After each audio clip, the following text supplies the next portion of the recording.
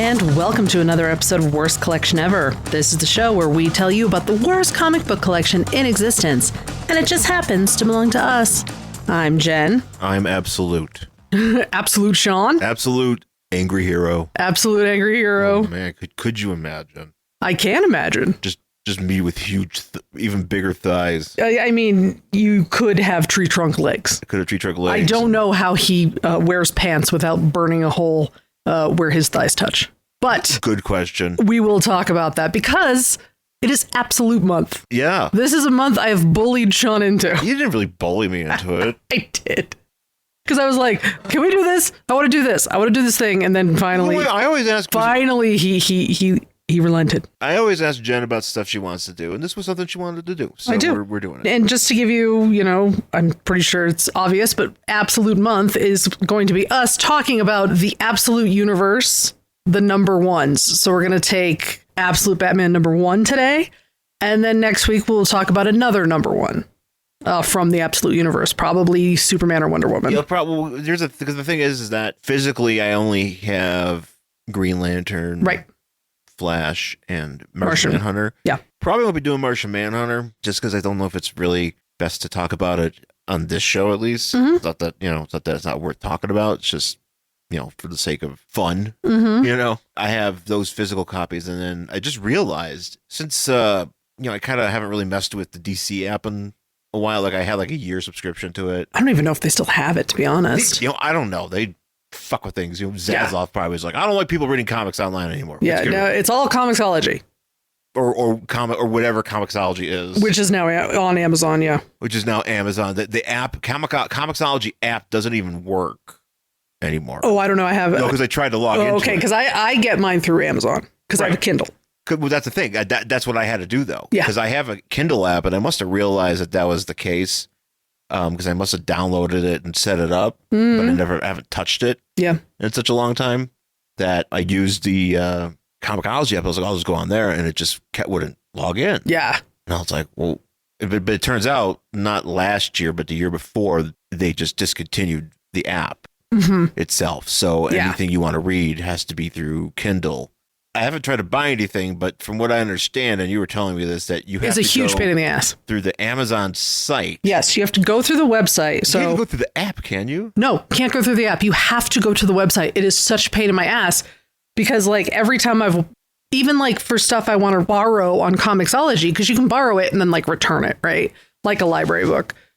So, because I have Comixology Unlimited on my Kindle app. And if I want to say download the latest, Justice League trade or whatever, I have to go to the Amazon site, not through the app, Kindle or Amazon app, say I want it, and then it shows up in the Kindle library. It is really, really stupid. Not a huge fan of how that works. But yes, apparently, and I didn't realize this, we can have family sharing, which I didn't know. Well, because I tuned into my app, and it all of a sudden I was there. We're sharing our show's stuff, which I don't remember authorizing. Not that there's a problem. Yeah, I mean, like all your books are in there, and I was like, how does this work? Yeah, I mean, maybe we did like forever ago, and I just totally forgot about it. Yeah. So you could see what I had, but because I also have some old stuff on like my Nook, which I'm sure I will never get to again because fuck if I remember any of that. But yeah, with this though, I have this account, and I'm just like, oh, so I've got all these comics that I knew about, but there's a few other things that I didn't realize I had, or that I haven't even really touched, like Infinity Crusade, volumes 1 and 2, which is great. Neat. Silver. I think I mentioned last week about the Silver Age Doom Patrol. Yep. That I have, like an omnibus, which isn't. It does cover some of the stuff that you got me in that recent book, but that book actually covers more. Sure. Which is awesome. I know those nice little fat books. Those DC's finest. Those are. I got to get some of those because I know they've got some Catwoman stuff. I wonder if what's the Catwoman stuff? Is it? There's 2 of them. I think one's called like Finest something, and then there's something else. And I wonder if that is going to be the replacement for the rest of the Ballant trades. I don't know why you would do that because it's not to say that there's not anything worth reading in those trades. But one's called Lifelines. Okay, and it's probably just like key issues of hers. It might be. I thought there was a second one, but maybe there's only this one. I wonder what's in here. Because I know there's a 0-hour one. They put out 2 0-hour ones with the actual with the crossovers, which kind of replaces like this big omnibus, which had to hold all these crossovers in it. So I feel, there's going to be more of that going around, like as those, hopefully if those are popular enough. But I mean, I think that's great to, maybe grab a few of those and, kind of fill some stuff. Like, cause I've been looking through my app, and I remember last time we went shopping, or we went to the Mile High, and I was just like thinking about how it would be more convenient to, depending on what I think I could actually find for decent prices, individually I'll buy it, but I can also get it in trade. Yeah. Problem is with the trades is that either way, you're taking up more space than you need. I know, but there is another one. There's DC Finest Catwoman Vengeance and Vindication. This volume collects Catwoman 0, so we're talking Ballant.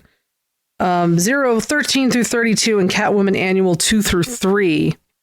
Because this other one, the first one, the Lifeline, collects stories from Action Comics 611 to 614, Catwoman Defiant, which I have, Showcase 93, Catwoman 1 through 4, Catwoman 1 through 4 from 1993, and 1 through 12 of Ballant Run plus Annual number 1, which I already have all these. Except maybe those Action Comics. I think those are probably the only ones I don't have. This is okay. So I'm looking at this, the Ballant. So the Ballant ones cover 1 through 13, the first volume, and then the second volume covers 14 or 0, and then 14 through 24 and Annual 2. Yep.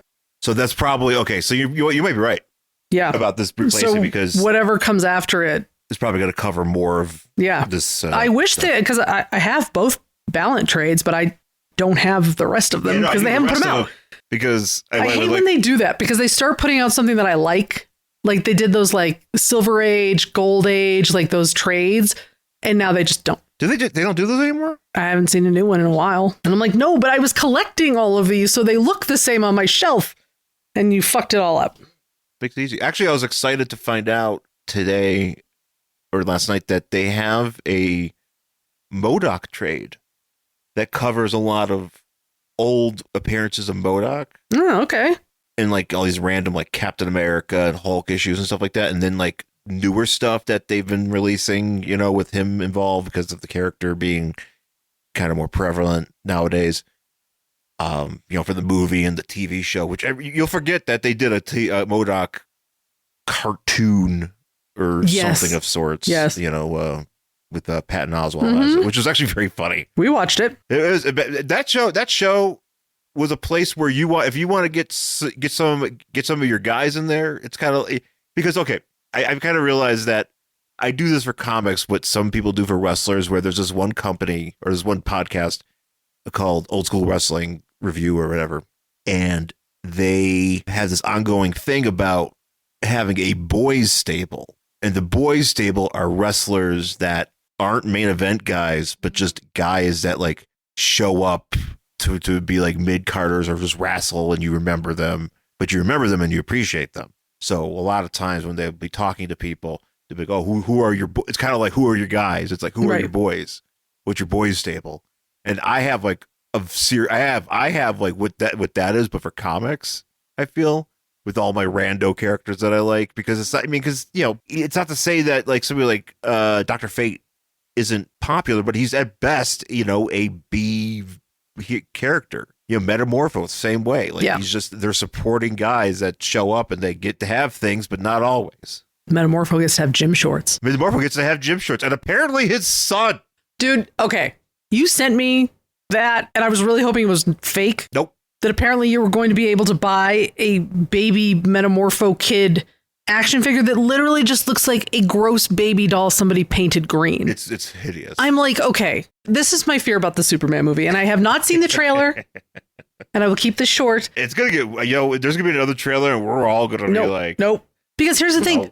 I feel like there's so much in it already. just all the things everybody keeps talking about, and like I don't know, bloody bones, abominable snowman, and a fucking kaiju. I know it's a toy though. So is it real? We don't know. It's a part of the movie thing because these toys have been coming out, and so you've had bloody bones, abominable snowman. Yeah, all bloody bones, and then there's fucking kaiju. There's a baby kaiju. There's kaiju. There's baby's kaiju. There's Metamorpho's kid. Apparently, we got Mr. Terrific. We got Guy Gardner. We got Hawk Girl. We got some robot. We got some robot. We don't know what robot. Also, whatever the fuck's going on outside their apartment. We don't even know what that is. Floating Lex Luthor. Space vagina thing that's going on in that background shot where Lois and Clark are hugging. And it's just like, blah, blah. What is that? What is that? Then we have Lex. And then apparently that guy with the U is Ultraman, because that's what the toy said. I didn't understand you because you were like, it's Ultraman. I'm like, but how? Well, I thought it was going to be Parasite, but I honestly think it's Bizarro in that suit. But why is he wearing a suit? I don't know. But I don't know. Is he going to take off the suit? But here's the thing. I'm like, okay, so... not wear mask. I guess. I just feel like there's so much stuff in it. So either it's going to just be like, just so quick that it just flies by, or it's going to be 3.5 hours long. And I don't know. They're going to be cramming that shit in. I really feel like there's a lot, but I don't know. Maybe it can totally be done, but it really feels like a TV series of things shoved into a movie. That makes sense. So that is my concern for the Superman movie. I just hope that there's not too much going on. Oh, well, I mean, I think we already know. Plus crypto. Plus fucking the Kent farm. Yeah, we got to have his we got parents. Daily Planet. I mean, how are we going to fit in the IHOP where Pete, whatever his face works? Yeah, or the Sears, apparently. Feels like a lot of stuff going on. And that concerns me. Just the fact that Metamorpho merchandise is... I know you are very excited about it. I'm excited because he's a guy. Yeah. He's one of my boys. He was a guy. Transmitter device activated. Coordinates set for Earth 2. In 1961, in the pages of issue 123 of The Flash, Barry Allen, the Silver Age Flash of Earth 1, travelled to another dimension, met Jay Garrick, the Golden Age Flash of Earth 2, and the DC multiverse as we know it was born. And in 1985, after many years of cross-dimensional adventures, DC Comics published the cataclysmic Crisis on Infinite Earths, and the DC multiverse was gone. But did you know that Barry Allen's Flash was not the first hero to meet a version of himself from another dimension? Did you know that Jay Garrick wasn't even the first Golden Age character to return in the Silver Age of comics? The scope of the pre-crisis DC multiverse reaches far beyond Earth 1 and Earth 2. And the legacy of DC's Golden Age characters is a lot wider than the heroes you know like Flash, Green Lantern, Sandman and Starman. On the Earth 2 podcast, we navigate the pre-crisis DC Comics multiverse of universes and other dimensions. And we celebrate and explore the legacy of DC's Golden Age characters, including the legendary Justice Society of America, and a lot more besides. So join me, Peter Watson, and me, David Steele, and our occasional guests of friends, family and fellow podcasters for weekly dramatic readings and analysis of the pre-crisis DC Comics multiverse and the legacy of their Golden Age characters through the Silver and Bronze Ages of comics. On the Earth 2 podcast.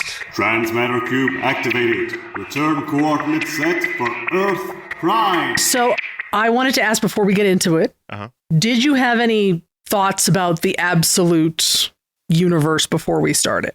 Like in general? Yeah, like just knowing that this thing existed. Did you have any thoughts about it? You were the one that kind of maybe hip to a lot of it. I think I was more interested once I heard that Martian Manhunter was going to do it. Right. And that they're also including more characters. Yeah. And I know that's kind of, again, it's like the ultimate universe that Marvel does. And it does mention in here that this universe was inspired by... Oh, it has to. Yeah. The Ultimate Universe. It really feels that. Yeah. But you've been talking about the the positive, speaking very positively about just what's involved, with Superman and Batman, and I was like, all right, well, I'm into it, know, and so I'm actually glad we're doing this because this way I get a chance to read these things, but also when it becomes like more of a cultural thing, because it could be.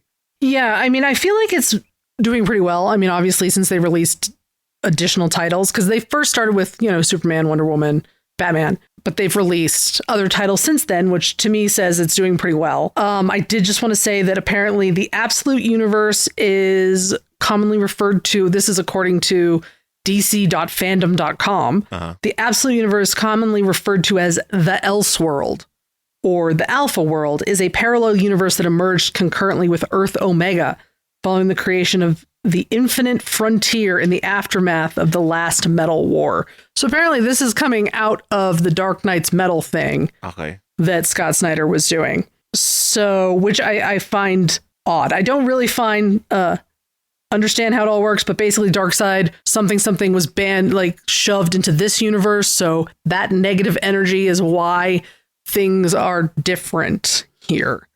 So that is the idea. Well, it's going to be different regardless because it's a different universe. Well, it's a different universe, but I mean, like, instead of having like, you know, a bunch of different versions of rich Bruce Wayne Batman, we get this guy. Okay. I think that's where we're starting with. Well, so to start though, on the cover we got Absolute Batman. This logo, I know it's reminiscent. It's supposed to be based on whatever design he created apparently as a boy. It doesn't look for his project. For me personally, when you do actually see the bridge built, it does not look anything like this.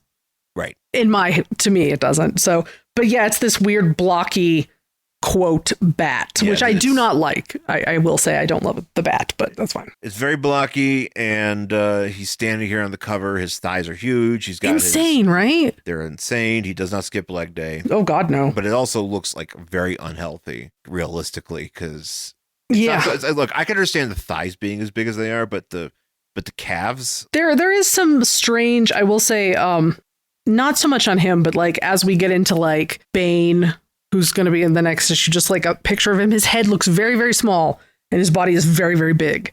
And I feel there's a little bit of that like weird proportioning going on with a lot of these characters. Yeah. And then we have him standing here with this cape that he's got kind of crossed over. Mm-hmm. And there's like tendrils and stuff and because everything. Because it's prehensile. Which is fun. Which is kind of what was something we referenced last week with Crimson Cowl. Yeah. And her cape. So but he's just standing here looking cool, and there's the city behind him. So yeah, we are getting into it.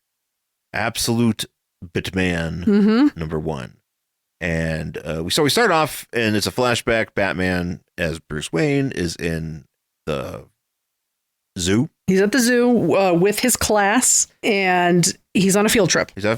And his father is Thomas Wayne. Is the teacher. So yes, Thomas Wayne, not a doctor here. Is a teacher, so he is taking his class to the zoo, and so they're like, "Oh, look, here's the bat house." But of course, what happens is we get the next page, which is Absolute Batman, and it's just somebody holding a gun, and it says the zoo. I mean, I guess do you want to just talk about it now? Yeah, because basically what happens, and I really do feel this is pretty sadly a good origin given our reality. If we're going to go with another tragedy instead of his parents getting gunned down in an alleyway, we have as a victim of a random mugging. Now he's a victim of a mass shooting, which we have seen far too many of. And it's just Thomas Wayne. Thomas Wayne, correct? Just Thomas Wayne. Yeah, at the moment. Mm-hmm. So then we are in the present, whatever time that is, and we have these narration boxes. Somebody talking to Gotham. As they're riding a motorcycle down the street, and we're seeing that there's a lot of poverty. We see a lot of homeless people, tents, busted up cars, but then on the other side of the street, like really nice theaters and fancy cars and stuff like that, sort of giving like a juxtaposition. Yeah, there's just one car he drives by. This one with the thing. Yeah, it looks like it's not so much like. Yeah, it looks like it just like made of concrete and just kind of cracked. It really does, yeah. Like it just became petrified because it was so scared of being Gotham. His car was like that's what happened. This car just gave up. It was like, fuck, I live in Gotham. But we're also seeing like a news report about something called the Party Animals, which is this gang. It's a gang of crazy people wearing masks. Who it's kind of like being extremely violent, like really like horrifically violent. Yeah, they're killing everybody. Yeah, they're just out there and they're doing stuff. It's kind of like the Robert Pattinson Batman with some of those gangs. Yeah, but shit, even I don't even know if some of those gangs were even this violent. No, that's the thing. These are we learn later on that they're blowing up like daycares. Yeah, they're burning daycares and they're tying moms and babies to the bumpers of cars. Like shit's going crazy. So yeah, this person is driving around and they're thinking like, okay, I don't know where Gotham's been like hollowed out or whatever.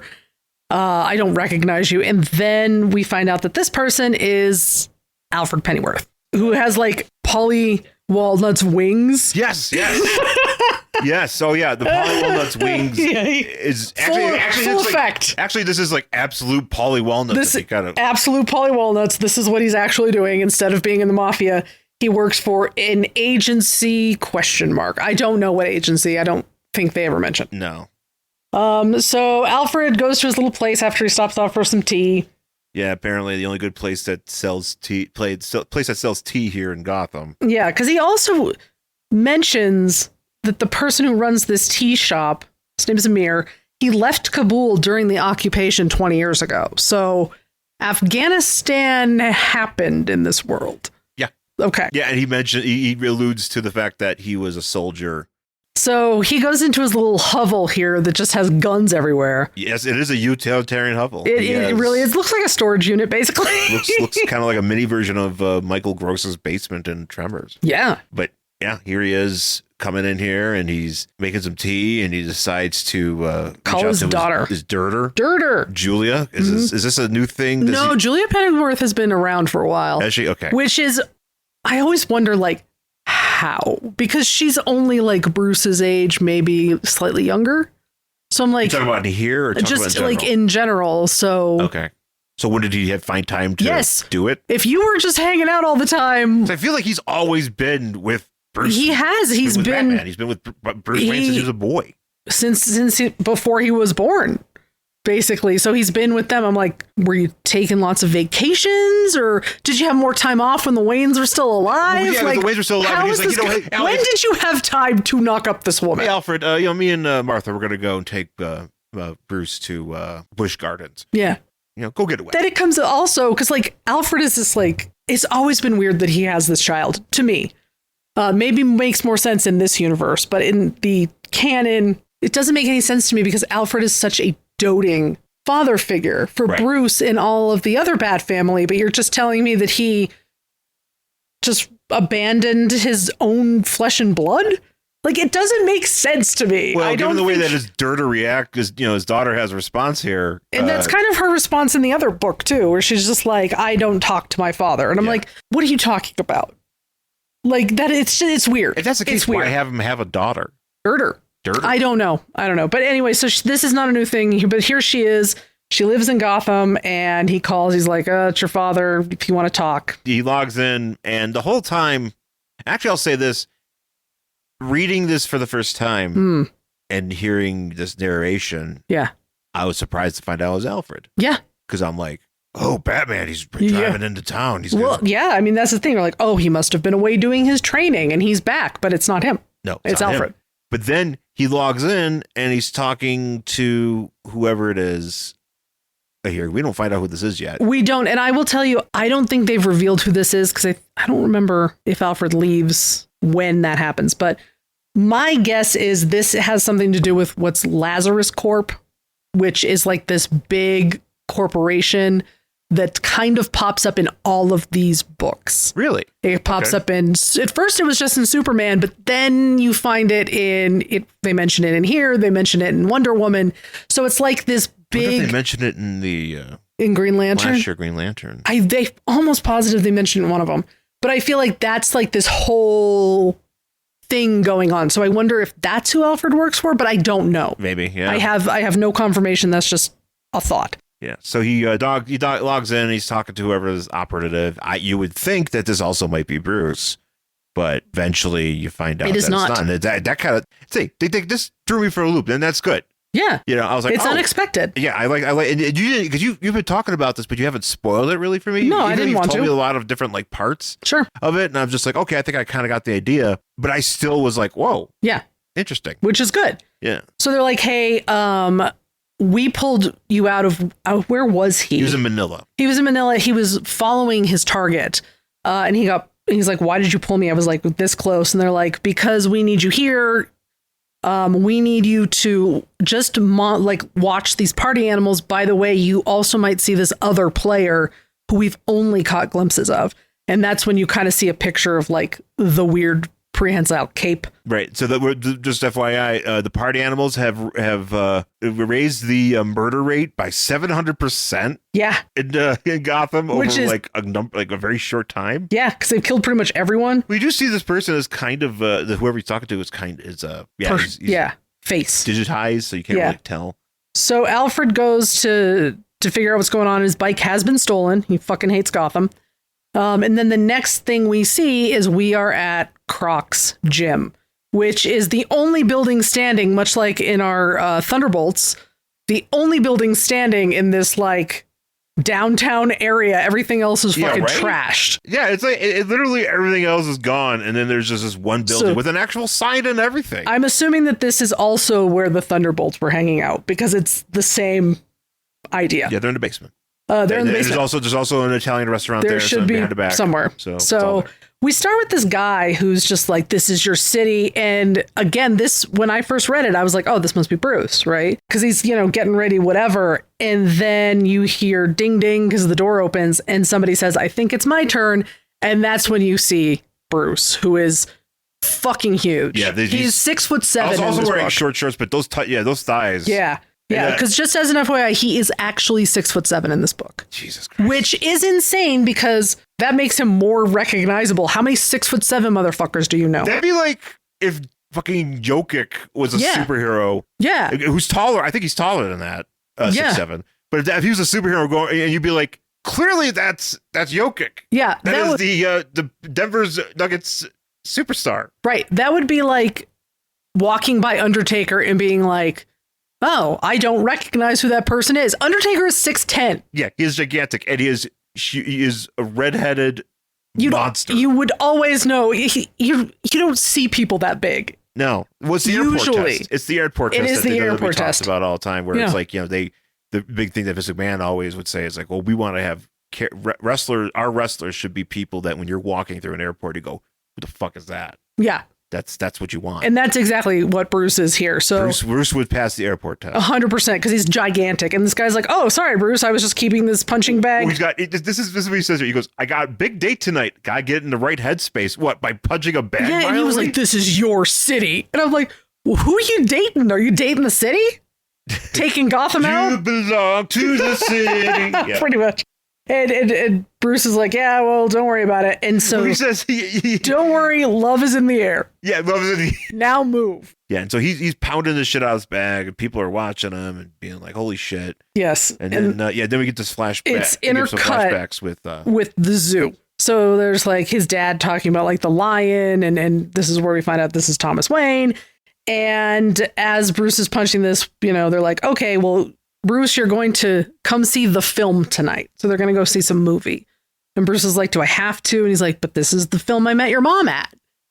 So as How I Met Your Mother. How I Met Your Mother. And as this is happening, all of a sudden you just hear blam. I think it's interesting that they tease that where it's like, hey, you're going to see a movie tonight with us, right? Yep. Near that alley? Nope. We're gonna go with a mass shooting. Also, Bruce being a class clown in this point, because he makes a joke about how he says, everybody's laughing. They're looking at a lone, they're looking at a lion, and the lion, he's like, and Bruce is like, oh, that lion's got the life, and he's like, why? It's like, oh, because blah blah blah, this that, no, and he doesn't have to go to school, haha. Yeah, and you see all these kids laughing and fucking ripping, and he's like, says the boy to his father, the teacher. So then Bruce basically punches the fuck out of this bag to the point that it breaks, and then we see Croc or Waylon. For the very first time, just walking with a crocodile in his arm and a snake around his neck. Yes. So this is Waylon. This is his childhood friend. So he's also massive. Oh yeah, but Bruce is bigger than him. Yeah, not by a lot, but he's bigger than him. So we get Waylon, and it turns out that they have been friends since they were kids, and Waylon's going to open up some sort of, I'm assuming, exotic pet store. Yes. This is my... Yeah, you got... Because Ozzy... So let's just break this down real quick. So Batman's rogues... Not all of them, but 5 of them. But the 5 of them, the big ones, except for Joker, are all his high childhood friends. And they all grew up in Crime Alley. So you got Bruce, you got Croc, you got Ozzy, Penguin, who is a penguin, which they reference because Croc says like, "Oh yeah, I got hooked up with an exotic pet." Well, and then even Ozzy. Bruce says like, "Ozzy, wait, he's gonna get busted any day now." Yeah. So so obviously they're doing crimes, right? So Bruce's buddies are criminals. They're criminals. Not all of them. So we have Ozzy or the Penguin. We have Waylon, who's Croc. We have Harvey, and he's a lawyer. You don't see him here yet. Eddie. We have Eddie, who is the Riddler, and then Selena. He mentioned because that just says he's about to leave.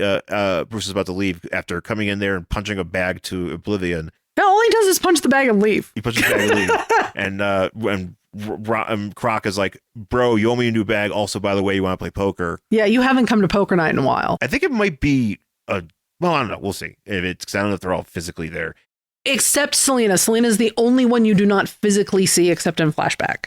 So Selena, to what I understand, has she not shown up physically yet? As a child, yes, not as an adult. Okay. So we don't know what Selena's doing. Because he's trying to get her to dial in. Yeah, you talked about dialing in, so maybe we're talking like a Skype situation. Yes, because they do mention, I think. Sorry. Maybe it's going to be like that one, damn it, that Lifetime-ish movie we watch about the tall, hot blonde. Yeah. She's on there just they're all playing poker online. Yes, and it's going to be a whole thing, and Kitty Poker Cat. Oh man, that was a mess. and she's going to steal her dirter's identity or whatever happened in that movie. So we do see a picture of them as children, but basically, from what I understand, because a couple issues later, maybe like 2, maybe Ozzy might ask Waylon, he's like, have you heard from Selena? And he says, I got a postcard from her. She's in Cairo, maybe. So she's traveling. She's grabbing jewels. I'm assuming she is learning to be a thief. I don't know if she's going to show back up because she has to. I assume she has to, but this is Scott Snyder, and he wasn't really kind to her in Batman Eternal. She was in it. So was Julia Pennyworth, by the way.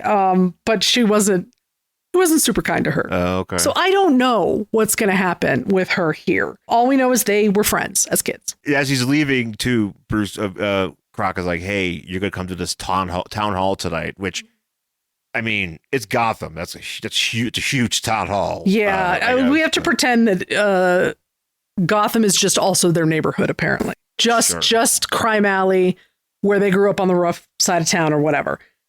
He's like, are you going to come? He's like, somebody needs to do something because this is our home, right? That's what he says as Bruce is leaving. And then we cut to a very fancy yacht that is playing some sort of techno because we get a lot of It's like NSSST or NNSST. So yeah, we're on this yacht. And this is Black Mask. I don't really love the way Black Mask is drawn here. No, but I'm trying to understand here. Okay. So, we're having a meeting with the crime families. Mm-hmm. They're there to meet with Black Mask. Maroni and Falcone. And Falcone are there, and they're meeting with Black Mask. And Black Mask has these cronies or people with him. It looks like he has, I'm assuming, his girlfriend and perhaps his child. But they're wearing the helmets. But what? So but are they aliens? I don't know why they look like this with the weird, they're purple and they've got the things. I don't know why they look like that. And it's never explained. But then because later you got this DJ, whoever this DJ is, I forgot his name is, but yeah, he looks like he has like dreads, but they also look like they're tentacles. Yeah. And the kid has the same thing. The kid also has them. Here's the picture because this is the kid. Yeah. And they're purple. So I don't know. There's no explanation for that. I don't know if it's part of the helmet. I don't know if they have actual tentacles. No clue. Or if they've been enhanced in some way. It never explains. Right. So that I can't tell you. So, okay. So it's 3 a.m., right? Yep. And they're having this boat party, but the crime families are meeting with him for a real reason. And there's a giant spread of a pig. Yeah. It's again, 3 a.m. 3 a.m. 3 a.m. roasted pig. Watch out. Drinking champagne because they're just basically look, whatever the fuck you're doing with these party animals is not cool. We can't take it. We've been around for 150 years. We run this fucking town. So how about you pack up and just get the fuck out? But another thing I want to point out, because there's just a lot of fun lines in here. Oh, Like, yeah. the music is too loud, and one of them is like, "Hey, can you tell him to turn it down?" He's like, "Sure." He's like, and Black Mass is like, "You do know he has a PhD in musicology." Yeah, exactly. It's very funny. Like, what is that like? Is that like my dad saying I graduated in burgerology by eating a quarter pounder when I was You 8? can't get a doctorate in music. I don't know about musicology, but music for sure. But I mean, and I'm pretty sure that's legit in some way. But then again, it's also very funny that there's a betentacled DJ that has a degree in musicology. Yeah. So then, they're giving him shit. And the woman here, she comes out of the pool and they're all wearing the helmets. And do you want me to tell you what the helmet does or no? There's some sort of cybernetics in there because they kind of allude to that at the end of the book that connects with these party animals. But go ahead. So basically what it does is it hits the pleasure centers of their brain. Great. So the more like the party animals kill, like the happier they are type of stuff. So it's the same kind of cybernetics, and they're all like run on one network. So that's why everybody's wearing one here. But is it an alien thing? No. Because but you got these purple people. Like I said, I do not know. They're the only purple people in the book, and they are never explained. So anyway, she's like, because they want him to just shut the fuck up and leave. And she's like, "Hey, baby, why don't you just show him the masks?" And he's like, "Great idea." So he takes him into this room where he has a bunch of death masks on display. Yeah, nice. Which they used to make these all the time. They don't much anymore. So he's like, "Oh, look, I have Martin Luther. I've got George Washington. Oh, by the way, here, look. I got Socrates, which I don't know how you have that. But he's like, so and here's Sal Maroney, who is the brother of the guy we're talking to. So this is a different Maroney. He's like, and also there's your cousin, Mr. Falcone. So I'm assuming that's Carmine, who's dead. And they're like, oh, there's 2 places left. And these 2 get murdered. I think it's Maroney gets 2 knives in the eyes, which is insane. And then the little kid like strangles the fuck out of this guy. He garrots him. Yeah. And then they're like, oh, okay, well, turn the music back up, Dr. Benjamin, and time to party. Yeah, Dr. Benjamin. Dr. Benjamin. Is that going to be somebody in the future? Like, are we, is this still, because we're like, how many issues in? This is the first. No, but how many issues in we are in general? Oh, 7 or 8 might be the next one coming out. That makes about sense. Okay, because it's December. Yeah. Yeah. So are we saying, though, that we're going to, like, I just need to know more about the tentacles. Well, they don't ever explain it, but do you remember that panel that I showed you where the kid goes, "You can't kick me, I'm a kid," and Batman just narrows his eyes and then fucking boots it off a boat? That's this kid. Oh, good. Well, was it an alien? Doesn't count. But he never explains why that kid is purple. He was man-made. I think like the Incredible Hulk. I think maybe the last time you see him is when Batman boots him off a boat, but I might be wrong. That's good. Actually, I might be wrong about that, but I thought that was very funny. I thought he was just booting like street kids and shit. No, just booting that kid. If he's booting that kid's an alien, that's right. He's not real. We don't even know. He could be like a Grogu situation. He might be like 50.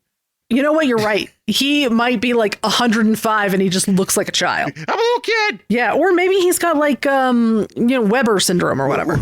Webster's syndrome. Yeah, that. I got Webster disease. Yeah. So then we start with like Batman's gonna go beat Batman.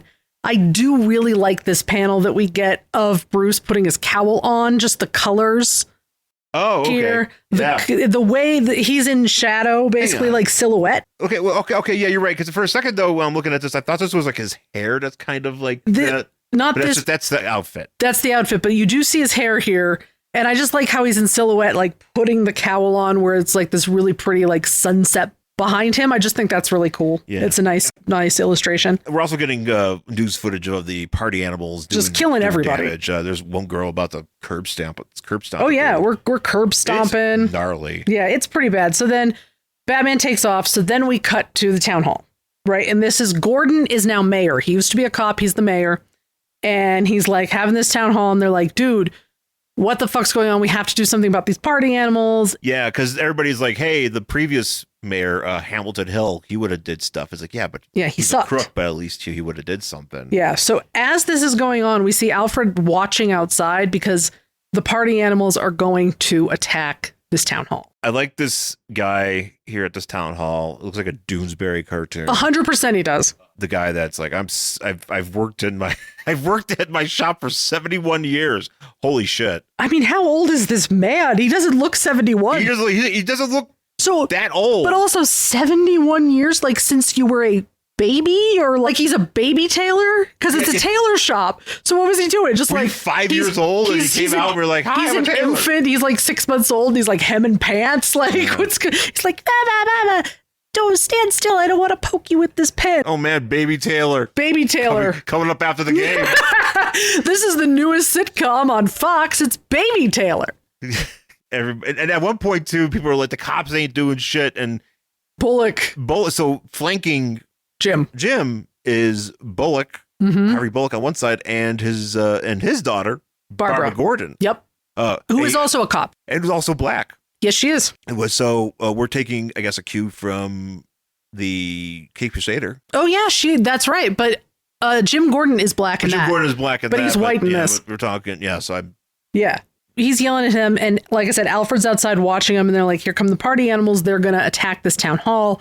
So as all these people are talking, he's like, the cops are trying, and this guy's like, they burned the station down 2 hours ago. Yeah, right. It's all over the news. Cops running around on fire.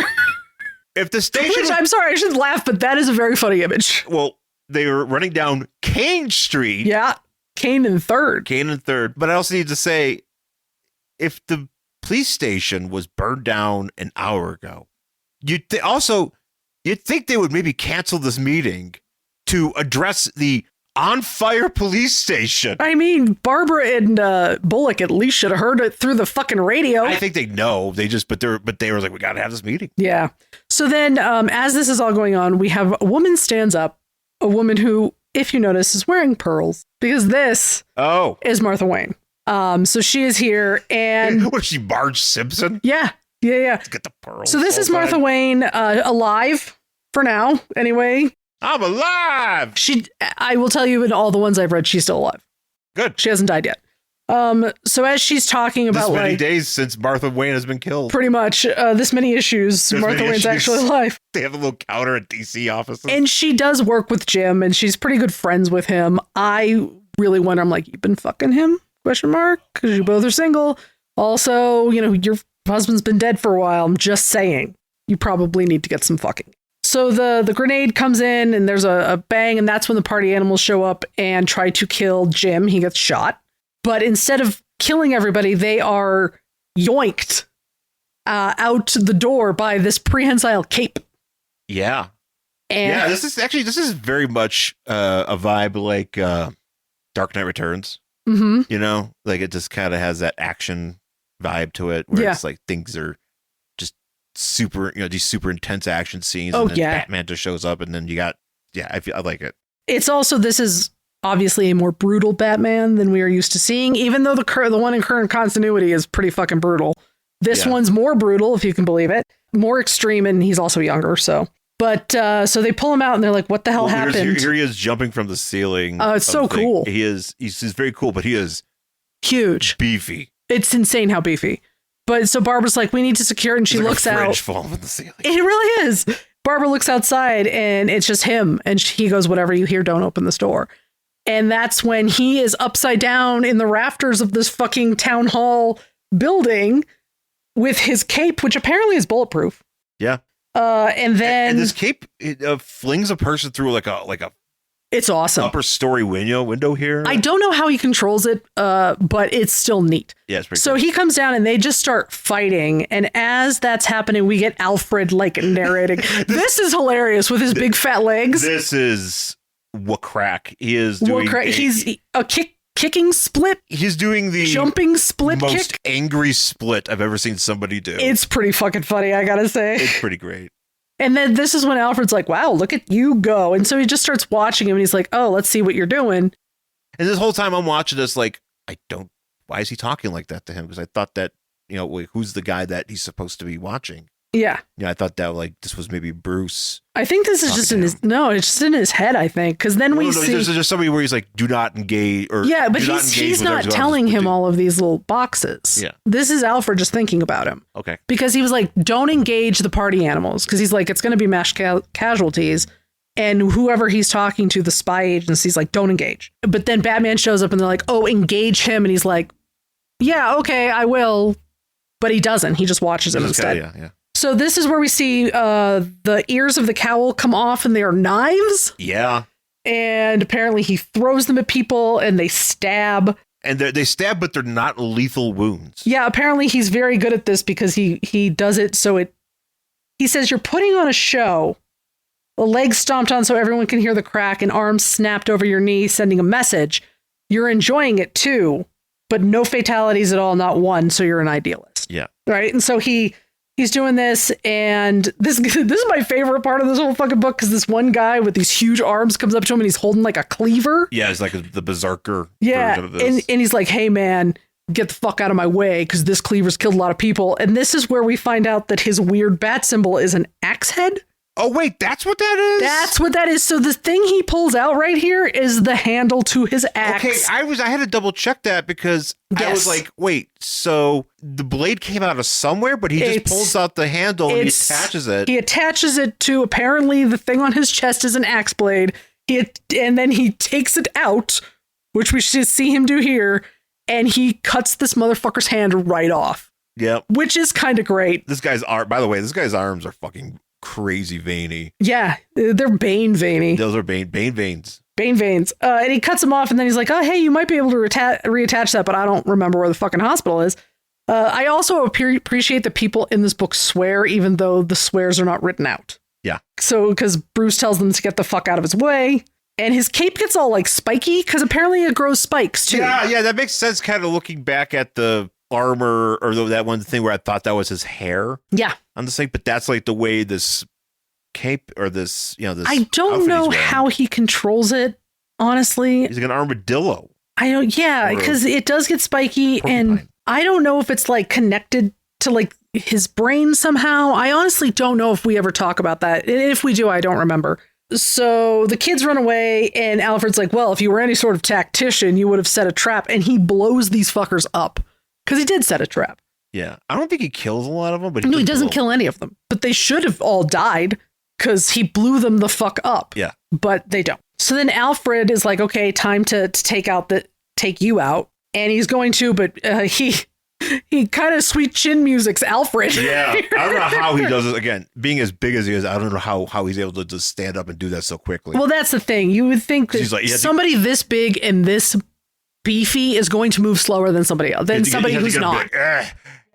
No, even if he's in great shape, it's just his mass is going to slow him down. No, just like the strain of being able to get up like that. Yeah. That's crazy. So he sweet chin music's Alfred, and he steals his gun and he disappears. And this is where we find out that Alfred does know who he is.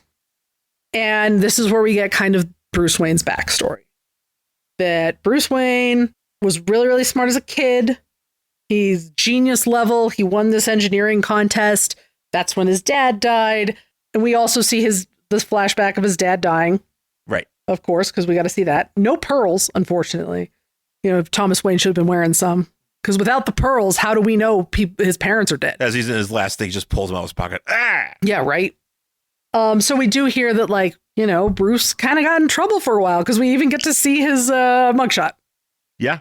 So, which makes sense. So he went. I mean, about time. Yeah, right? Seriously. So he got busted a bunch. We also find out that finally he cleaned himself up. He started playing ball, and he got a scholarship. Football. Got a scholarship, and apparently faked an injury the first week he was there. So he got a scholarship for a full ride to play football, faked an injury so he could study all this stuff. But would you lose your scholarship? I don't know. I don't know how that works, right? I have no idea. So he studies all this stuff, and then he comes back to Gotham, and he starts working for the city, basically like water department, interning at the city hall, blah, blah, blah. And he's basically a civil engineer. And then he's like, oh, here's your one weakness, because Alfred's following him. And he's like, I should kill you right now in front of your mother, who is still alive. Yep. There she is, Martha Wayne, waiting for her son. Wearing pearls. She's still wearing those pearls, so I'm assuming Thomas gave those to her. And you see how just gigantic Bruce is when he puts his arm around his mother? He is ridiculous. It's insane how big he is in this fucking book. And then Alfred also gets a text at the same time from his daughter that says, never contact me again. So fuck off. I don't want to see you. But he's like, you're just a fucking kid. Yeah, so I'm not going to shoot you in front of your mother. And then we get, like, I guess Bruce has a bat cave in these, like, huge buildings that nobody lives in or works in. These buildings. These weird four they buildings. must be like Dubai, because these are like above the clouds. Above the clouds. These are those skinny fucking skyscrapers that I hate. But he understands that, being a civil engineer and all that stuff, he probably knows who's not using what building. I don't know. He's probably just got connections to that.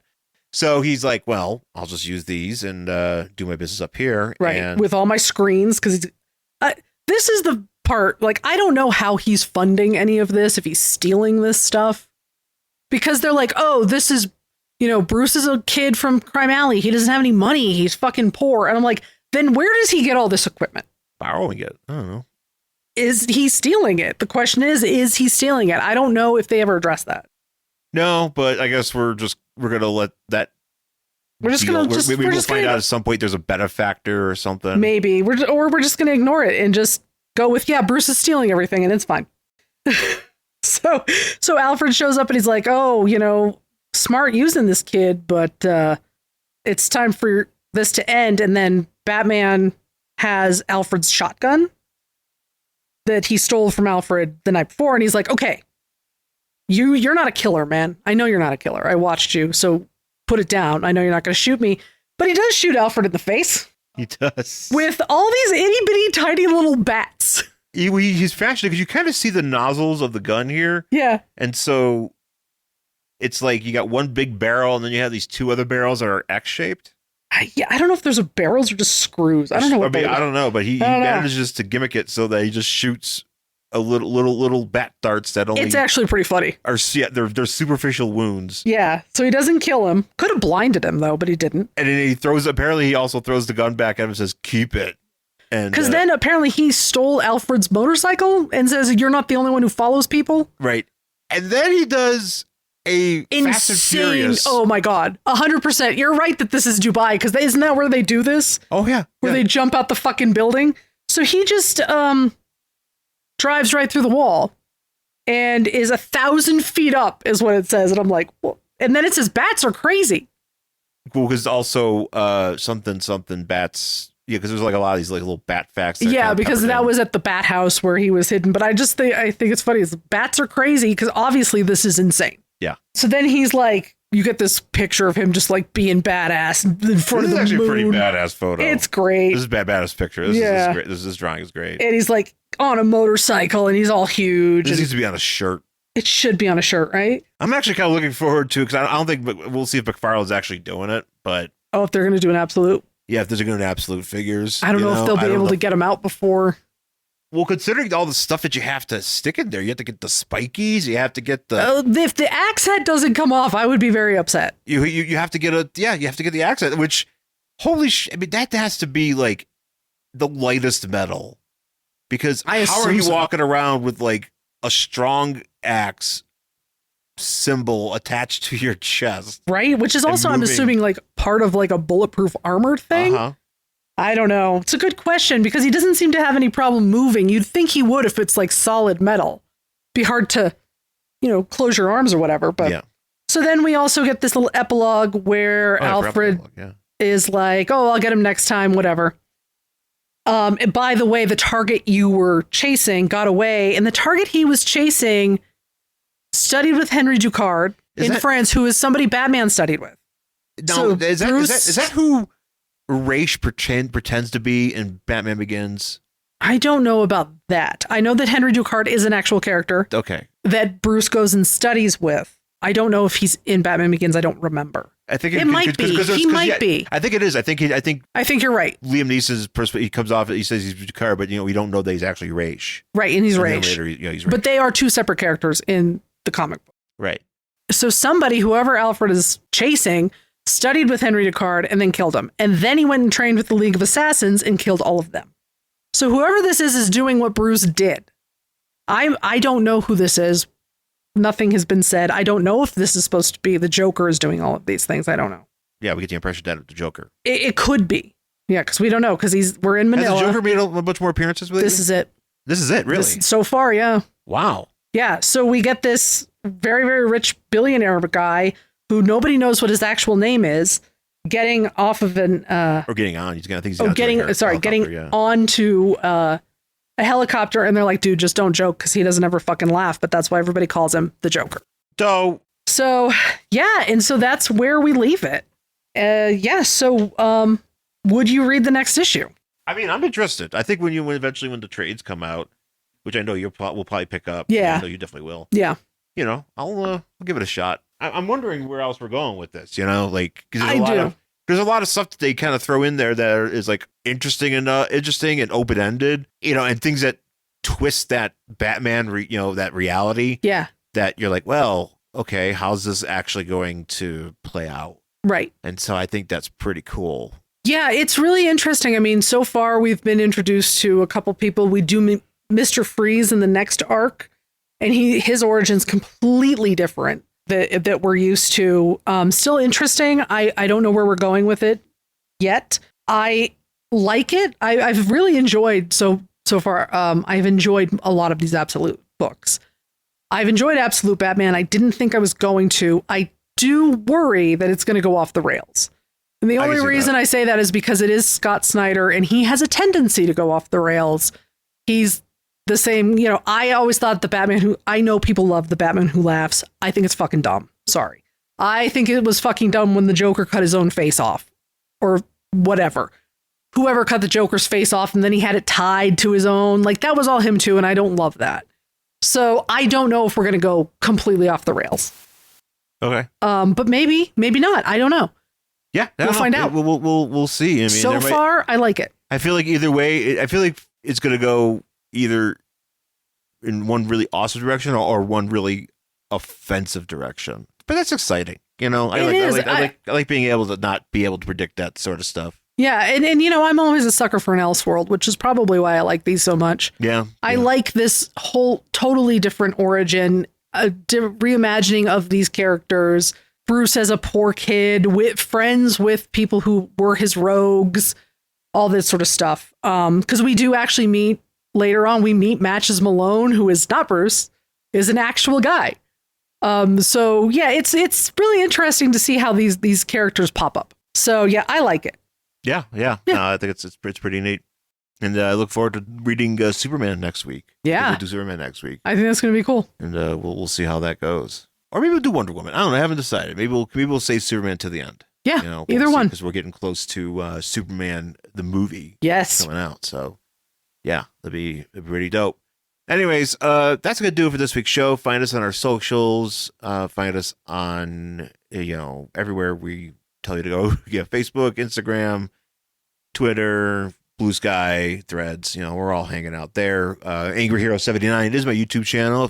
If you see the link here in the description to the playlist, you could click on there and get subscribed that way to weekly episodes that are uploaded on YouTube, as well as on Spotify and Apple Podcasts. We would love your support over there. Please give us reviews and just tell us what you think about Batman's chest axe. Also his thighs. And his thighs, yeah. So those things too particularly. Can you explain his thighs? Yes, yeah. Other than I'm trying to think of a steroid, I can't think of Trin. They're called Trin or whatever. But yeah, that's what we're gonna focus on. But anyways, find us there, find us anywhere, and thanks for listening, folks. And we'll talk to you again next time. Bye.